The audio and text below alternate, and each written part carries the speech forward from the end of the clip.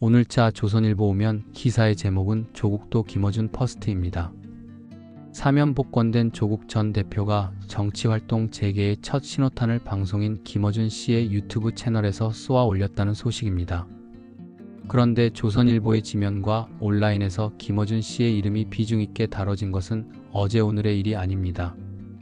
최근 몇 달 사이에도 김어준 콘서트에 몰려간 전 대통령 총리 국회의장, 가짜뉴스 유튜버 징벌 김어준부터 적용해야 그리고 민주당은 김어준 퍼스트와 같은 기사들이 보도됐습니다.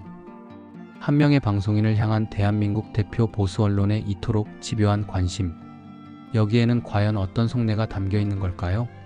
이 현상은 단순한 비판을 넘어 우리 사회의 미디어 지형과 정치 구도가 어떻게 변하고 있는지를 보여주는 중요한 단서가 될 수 있습니다. 가장 먼저 우리는 이 현상을 여론의 왕좌를 둘러싼 거대한 전쟁으로 이해할 수 있습니다.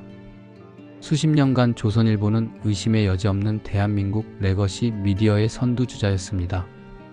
아침 신문 일면에 실린 기사가 그날의 국가적 의제를 결정하고 사설 한 줄이 정책의 향방을 바꾸던 시절이 있었습니다. 그들은 정보의 생산과 유통을 독점하며 여론시장의 절대 강자로 군림해왔습니다. 하지만 시대가 변했습니다. 김어준 씨는 바로 그들이 만들어 놓은 질서의 바깥에서 등장한 새로운 권력입니다. 그는 신문이나 방송국의 문법을 따르지 않습니다. 대신 유튜브와 팟캐스트라는 자신만의 왕국을 세우고 수백만 명의 충성도 높은 구독자들과 직접 소통합니다.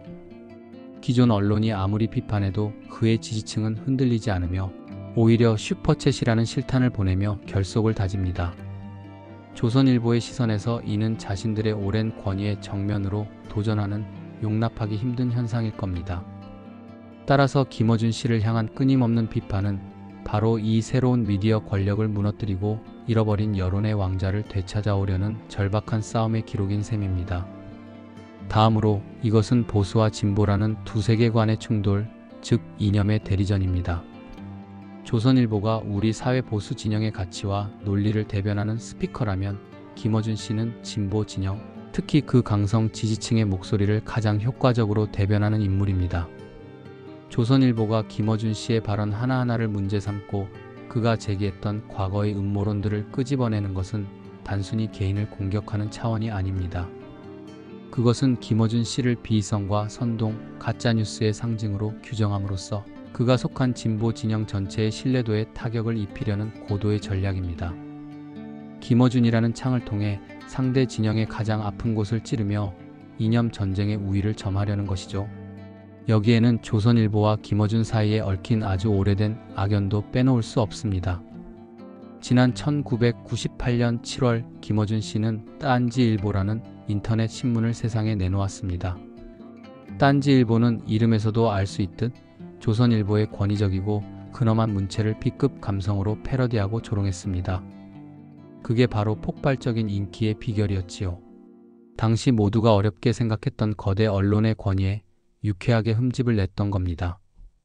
조선일보의 입장에서는 그때 그 시절 자신들을 조롱하며 성장했던 도전자가 이제는 전직 대통령이 형님이라 부르라며 친분을 과시할 만큼 거대한 영향력의 중심이 된 상황이 무척이나 껄끄러울 수밖에 없습니다. 과거의 악연이 현재의 집요한 비판에 개인적인 감정에 골을 더하고 있는 것입니다. 물론 이 모든 거대 담론의 이면에는 매우 현실적인 계산도 깔려 있습니다. 디지털 시대의 언론사에게 가장 중요한 지표 중 하나는 바로 조회수입니다. 김어준 씨는 그 이름 자체로 엄청난 트래픽을 몰고 다니는 인물입니다.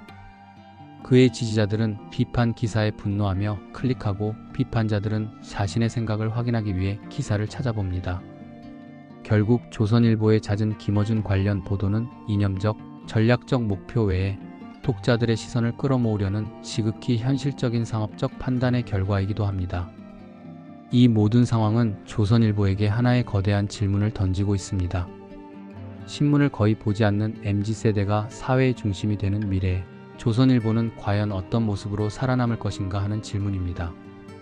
만약 조선일보가 종이신문이라는 과거의 정체성에 갇혀 디지털과 영상 중심의 종합 미디어 그룹으로 완전히 탈바꿈하지 못한다면 그 미래는 명확합니다.